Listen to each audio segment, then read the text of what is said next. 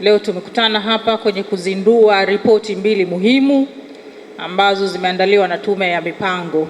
Tume ya Mipango ni chombo muhimu sana katika mipango ya nchi. Yenyewe ni kama vile ndio think tank, inasaidia kuweka mipango mikubwa ya kimkakati ya nchi. Na inapoandaa ripoti za namna hii, ina kusudio lake ili ziweze kutumika katika kusaidia kwenye upangaji wa mipango na zitumike na taasisi mbalimbali za serikali kuweka mipango yake ya kila mwaka ili tuweze kufikia malengo ambayo tumekusudia. Ukuaji wa idadi ya watu ni jambo ambalo tunalifahamu ukubwa wake kwa uhalisia kila baada ya miaka 10 tunapofanya sensa. Hii yote ina makusudio yake kwa sababu hizi ni taarifa ambazo tunatakiwa tuzitumie kwenye mipango yetu. Kila kundi katika haya wana mahitaji yao, na mahitaji haya yanatakiwa yazingatiwe kwenye mipango yetu.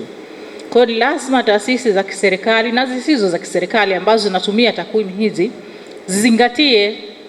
Hii si tu taarifa ya kwamba ni fashion kila baada ya miaka 10 tunafanya sensa kujua idadi ya watu.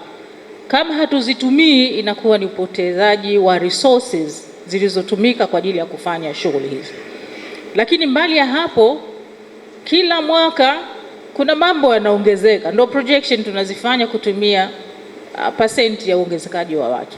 Tutakapokuwa tunatumia taarifa hizi, itatusaidia sana kwamba tunapanga mipango ambayo ni comprehensive. Idadi ya watu kwa kisiwa chetu hichi, sasa hivi tuna population density tunaambiwa 768 per square kilometer. Serikali inafanya jitihada kubwa katika kukabiliana na changamoto zinazoendana na kuongezeka idadi ya watu. Kama tulivyosema, mipango inaanza kuwa accommodated kwenye budget.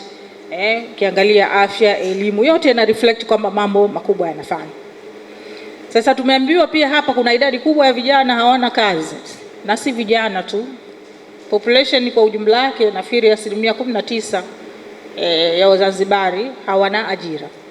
Sasa hili tunalifanyaje? Na lenyewe lazima tuliangalie ni comprehensive way. Tuna hoteli za kitalii nyingi, lakini ukiangalia wafaidika vijana wa Kizanzibari wachache. Lazima tukatafute sababu kwa nini inakuwa hivyo. Kwa kuanzia, niombe Wizara ya Utalii na ile wakala uwezeshaji wananchi kiuchumi, hebu wakaangalie kule ni vitu gani kwenye hoteli za kitalii wana import. Vingine tunaweza tukafanya import substitution, kwa sababu soko tayari lipo. Kama wana import, na maana vikizalishwa hapa, masuala yale ya kuangalia kuhamasisha uzalishaji wa ndani yatafanyika kisawasawa. Kama vijana hawana elimu ya kuzalisha hicho ambacho kinaletwa kutoka nje, tuwatafutie wataalamu wafundishe. Na zile fedha ambazo zinakopeshwa za serikali na zile ambazo pia zinatolewa na local government authority ziende kulenga kuwasaidia hao wanaoenda kuzalisha vitu ambavyo tayari vinatumika kwenye mahoteli ya kitalii. Nafikiri tukianza kufanya hivyo, na kila mmoja iwe ni sehemu ya kigezo kwenye mkoa wako, Mheshimiwa RC na wakuu wako wa wilaya na wakurugenzi wa halmashauri, mmewezaje kuwasaidia vijana kupata ajira kwa kuzalisha vitu ambavyo vinauzwa kwenye mahoteli ya kitalii?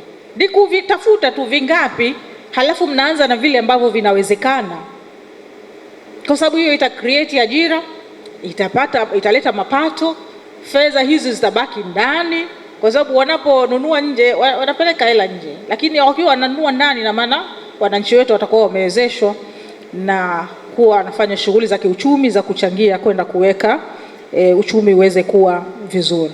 Kwa hiyo hili tukilifanya, naamini litasaidia sana, lakini pia kwenda kuangalia kwa nini pia hawaajiriki, kwa sababu hiyo itakuwa ya kujiajiri. Wanatafuta nini kinafanywa, wafanye wenyewe.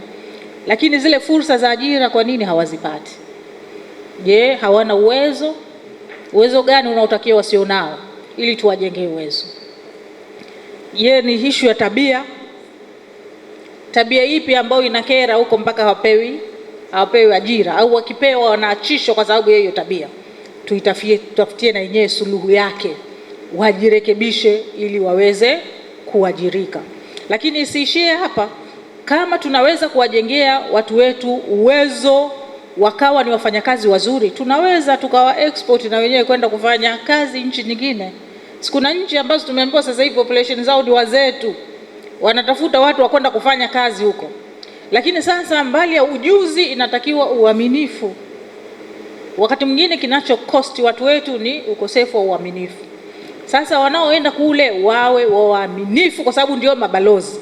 Wakifanya vizuri, sifa zitatapakaa kwamba bana, ukiajiri watu kutoka Zanzibar wanafanya kazi vizuri, waaminifu, ina maana maombi ya wafanyakazi wa Kizanzibari kwenda nchi nyingine yatakuwa makubwa, na tutakuwa tumesaidia kuwapatia ajira na kupunguza watu wasio na ajira ndani ya nchi. Kwa hiyo ndugu zangu, mambo ni mengi. Hizi ripoti ni taarifa muhimu sana za kutusaidia kwenye mipango yetu. Taasisi za serikali lazima zishirikiane katika kuhakikisha kwamba zinatumia taarifa hizi kupanga mipango ambayo ni comprehensive, iweze kutusaidia kuleta uchumi ulio bora